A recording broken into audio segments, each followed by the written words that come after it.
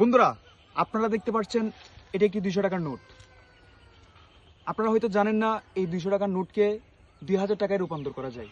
চলুন আজকে দেখাবো আপনাদের এই 200 টাকার নোটটি কিভাবে 2000 টাকায় রূপান্তর করা যায়।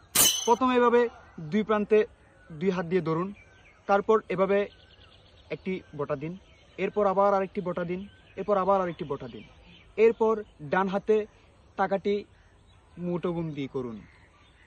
এরপর বাম হাতে আবার টাকাটিকে মুঠোবন্দি করুন, কিছুক্ষণ অপেক্ষা করুন। এরপর আমি খুলছি, খুলে দেখতে পাচ্ছেন আপনারা 200 টাকার নোটটি 200 টাকায় থেকে গেল। বন্ধু, 200 টাকার নোট কখনোই 2000 টাকার নোটে রূপান্তর হবে না, কারণ আমাদের দেশে এখনো 2000 টাকার নোট বের হয়নি।